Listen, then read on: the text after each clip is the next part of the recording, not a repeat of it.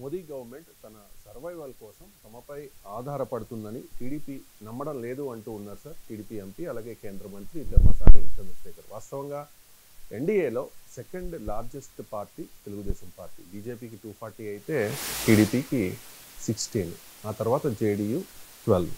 కానీ టీడీపీ అనుకోవడం లేదు అని చెప్పి కేంద్ర మంత్రి చెప్తూ ఉన్నారు సార్ టీడీపీ ఎంపీ. బీజేపీకి ఇది వాస్తవంగా నా ఒక వెబ్సైట్లో వచ్చిన వార్త, మీడియాలో ఎక్కడా రాలేదు. అందువల్ల బహుశా వాళ్ళ ఇంటర్వ్యూలో అని ఉండాలి. ఐ థింక్ ప్రింట్లో వచ్చింది అనుకుంటాను. కరెక్టే కదా? సో ఈ ఈ వార్తా కథనం ఏంటంటే, బీజేపీ పైన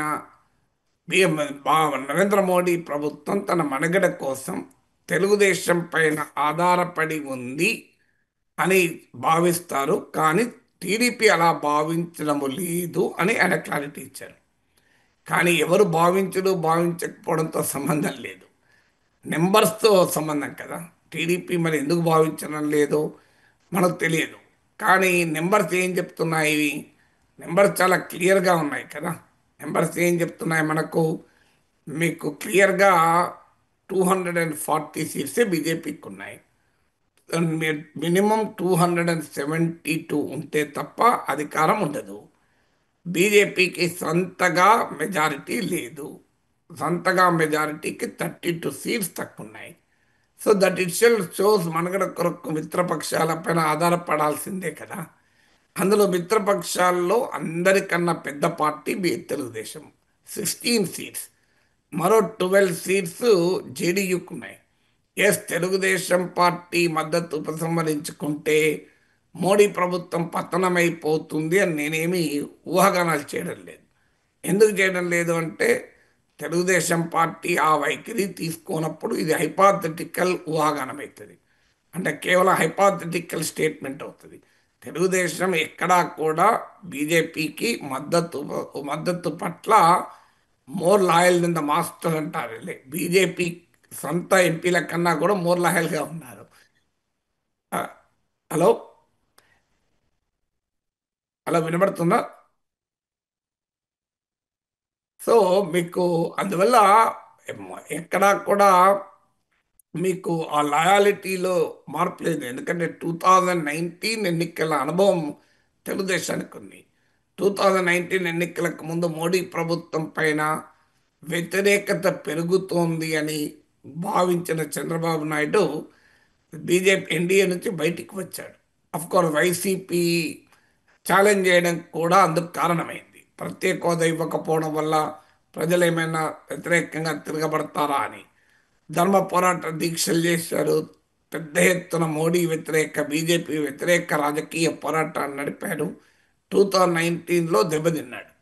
అందువల్ల 2024 తర్వాత దానికి ఏ రకమైన అవకాశం ఇవ్వకూడదు అని తెలుగుదేశం నిర్ణయించింది. వాస్తవంగా 2019 ఎన్నికలు వచ్చిన మరుక్షణం నుంచి తెలుగుదేశం పార్టీ బీజేపీకి అడగకపోయినా మద్దతు ఇస్తూ వచ్చింది. ఒక అప్రకటిత మిత్రపక్షంగా టీడీపీ ఉంటూ వచ్చింది. వాస్తవంగా ఆంధ్రప్రదేశ్కున్న దౌర్భాగ్యం అదే. అన్ని పార్టీలు మద్దతు బీజేపీకి. కేంద్రము ప్రత్యేక హోదా ఇవ్వకపోయినా, విభజన హామీలు అమలు చేయకపోయినా, అమరావతికి ఏ రకంగా పెద్ద ఎత్తున సాయం చేయకపోయినా, ఏది చేయకపోయినా కూడా టీడీపీ మద్దతే, జనసేన మద్దతే, వైసీపీ మద్దతే. అందుకే ఆంధ్రప్రదేశ్ పరిస్థితి దౌర్భాగ్యం. ఉన్న విశాఖ స్టీల్ అమ్మినా ఏమన్నా చేసుకోండి, మేమైతే మద్దతు ఇస్తూనే ఉంటామని. సో అందువల్ల తెలుగుదేశం పార్టీ 2019 తర్వాత ఎక్కడా కూడా బీజేపీ వ్యతిరేక వైఖరి తీసుకోలేదు. ఇక 2024లో అధికారంలోకి వచ్చాక they are very very cautious. ఎక్కడా బీజేపీకి అనుమానం కూడా రాకూడదు. ఎందుకంటే 2019 ఎలక్షన్స్ అప్పుడు నరేంద్ర మోడీ చేసిన స్టేట్మెంట్, నాకన్నా సీనియర్ చంద్రబాబు నాయుడు మిత్రపక్షాలను మార్చుకోవడంలో నాకన్నా సీనియర్, దల్ బదల్నే మీరే ముజేసి సీనియర్ అని. అలాగే ఒకసారి ఒడిలో కూర్చుంటాడు, మరోసారి తిడతాడు. ఇలా మారడంలో కూడా చంద్రబాబు నాయుడు నాకన్నా సీనియర్, ఇలా తీవ్రంగా స్పందించాడు నరేంద్ర మోడీ. సో అందువల్ల ఆ పరిస్థితి మళ్ళీ రాకూడదు అని ఏ రకమైన అనుమానము రావద్దు అని మోడీని పొగడడంలో బహుశా బీజేపీ నాయకుల కన్నా కూడా ఇవాళ ఎక్కువగా చంద్రబాబు నాయుడు వివరిస్తున్నారు. ఒకప్పుడు నేను మోడీ కన్నా సీనియర్ను అని చెప్పిన చంద్రబాబు నాయుడు ఒకప్పుడు భార్యకు కూడా న్యాయం చేయలేని వాడు దేశానికి ఏ న్యాయం చేస్తాడని ప్రశ్నించిన చంద్రబాబు నాయుడు ఇప్పుడు మోడీని విశ్వగురువుగా, అసలు దేశంలో యుగ పురుషునిగా పొగుడుతూనే ఉన్నాడు. సో అందువల్ల that is the TDP political stand. దాన్నే మంత్రి, కేంద్ర సహాయ మంత్రి వ్యక్తం చేశారు. కానీ రియాలిటీలు ఏంటి? వాళ్ళ తెలుగుదేశం పార్టీ 16 సీట్ల ఉన్న పార్టీ ఎన్డీఏ నుంచి కనుక బయటికి వస్తే డెఫినెట్గా క్రైసిస్ కేంద్రంలో ఏర్పడుతుంది. ప్రభుత్వం పోతుందని అనను, ఎందుకంటే ఈ 16 మంది ఎంపీల మద్దతు ఉపసంహరించుకున్నా కూడా అలాంటి పరిస్థితే లేదు, చెప్తున్న హైపాథెటికల్గా. సో అప్పుడు కూడా మోడీ ప్రభుత్వం ఉంటుంది. ఈ తెలుగుదేశం ఎంపీలు కూడా తెలుగుదేశంలో ఉంటారన్న గ్యారంటీ ఏమి లేదు. వాళ్ళు బీజేపీలో చేరినా ఆశ్చర్యపోవాల్సిన అవసరం లేదు. అది కూడా చంద్రబాబు నాయుడు తెలియంది కాదు. ఇప్పుడు కనుక మోడీని వ్యతిరేకిస్తే, బీజేపీని వ్యతిరేకిస్తే సిబిఐ ఈడీలు కాదు, ముందు తన ఎంపీలు కూడా ఉంటారో లేదో కూడా తెలియదు. ఇది అనుభవం. సో ఈ అనుభవాన్ని చూసిన తర్వాత ఎందుకు డిస్టర్బ్ చేస్తున్న ఎన్డీఏను? ఇకపోతే ఎన్డీఏ ప్రత్యర్థిగా ఉన్నది ఇండియా కూటమి. ఇండియా కూటమి ఆంధ్రప్రదేశ్లో ఉనికి లేదు. వైఎస్ఆర్ కాంగ్రెస్ పార్టీ రెడీగా ఉంది మోడీకి సన్నిహితంగా మరింత జరగటానికి. చంద్రబాబు నాయుడు కనుక పక్కకు జరిగితే వెంటనే జగన్మోహన్ రెడ్డి చేరిపోతాడు. సో ఇది తెలిసిన తర్వాత ఎందుకని ఎన్డీఏకు వ్యతిరేకంగా టీడీపీ ఉంటుంది, బీజేపీకి వ్యతిరేకంగా? ఎందుకంటే రాష్ట్రంలో ఇండియా కూటమి లేదు. సో ఇప్పుడు ఎన్డీఏను వ్యతిరేకించి రాజకీయంగా రాష్ట్రంలో లాభించేది ఏమీ లేదు. పైగా వైఎస్ఆర్ కాంగ్రెస్ పార్టీకి ఒక అవకాశం ఇవ్వడం.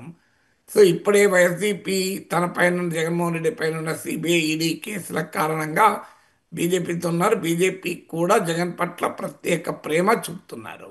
అందుకే అవసరం లేకపోయినా ఇటీవల ఉపరాష్ట్రపతి ఎన్నికల్లో కూడా వైసీపీ మద్దతును బీజేపీ కోరింది. కేసీఆర్ మద్దతు కోరలేదు, బీఆర్ఎస్ మద్దతు కోరలేదు. అసలు మీ మద్దతు ఎవడు అడిగాడని కూడా అన్నారు బీఆర్ఎస్ను. కానీ మీకు వైసీపీని మాత్రం రాజ్నాథ్ సింగ్ ఫోన్ చేసి మద్దతు అడిగాడు. What does it indicate? మీరు బీఆర్ఎస్ని అడగలేదు, వైసీపీని అడిగారంటే బీఆర్ఎస్ను శత్రువుగా, వైసీపీని మిత్రుడిగా బీజేపీ భావిస్తున్నంతానికి ఇంతకన్నా మించిన ఉదాహరణ ఇంకేం కావాలి? ఆ మాటకైతే 11 ఏళ్ళు ఇన్ని సీరియస్ కేసులున్నా బెయిల్ మీద జగన్ తిరుగుతున్నాడంటే మోడీ చలవ లేకుండా జరుగుతుందా అది? అందువల్ల టీడీపీ వాళ్ళకు కూడా తెలుస్తుంది, అలా ఆశ్చర్యమేమీ లేదు. అందువల్ల ఇప్పుడు కనుక మన మద్దతు కాస్తంత పక్క జరిగినా, లేదా కాస్తంత మనం ఫోర్స్ పెట్టినట్టు చూసినా, జగన్మోహన్ రెడ్డి దాన్ని అడ్వాంటేజ్గా మార్చుకునే అవకాశం కూడా ఉంటుంది. అందువల్ల టీడీపీ గత అనుభవాల రీత్యా చూసినా, వ్యూహాత్మక అవసరాల రీత్యా చూసినా బీజేపీకి మద్దతు ఇవ్వకుండా ఇవ్వదు అనే పరిస్థితే రాదు. బీజేపీకి మద్దతు ఉపసంహరించుకోవడం అనే పరిస్థితే రాదు. అందుకే ఇవాళ నరేంద్ర మోడీ ప్రభుత్వం మనుగడ టీడీపీపై ఆధారపడి లేదు అని తెలుగుదేశం నాయకుడు, కేంద్ర సహాయ మంత్రి అయిన చంద్రశేఖర్ సర్టిఫికేట్ ఇవ్వడంలో ఉద్దేశం అది. 2014లో టీడీపీ బీజేపీకి మద్దతు ఇచ్చింది. అప్పుడు ఈ ఆర్గ్యుమెంట్ కరెక్ట్, ఎందుకంటే మోడీ ప్రభుత్వానికి, బీజేపీకి సొంతగానే బలం ఉండేది. అందువల్ల దట్ ఈస్ రైట్. అప్పుడు టీడీపీ అవసరం కూడా లేదు, మద్దతు ఇచ్చినా ఇవ్వకపోయినా ప్రభుత్వం ఉంటుంది. అప్పుడు ఆర్గ్యుమెంట్ కరెక్ట్, కానీ ఇప్పుడు ఆర్గ్యుమెంట్ అది కరెక్ట్ కాదు. బట్ స్టిల్ పొలిటికల్ రీజన్స్ రీత్యా, స్ట్రాటజిక్ రీజన్స్ రీత్యా ఈ స్టేట్మెంట్ తెలుగుదేశం నుంచి వస్తుంది.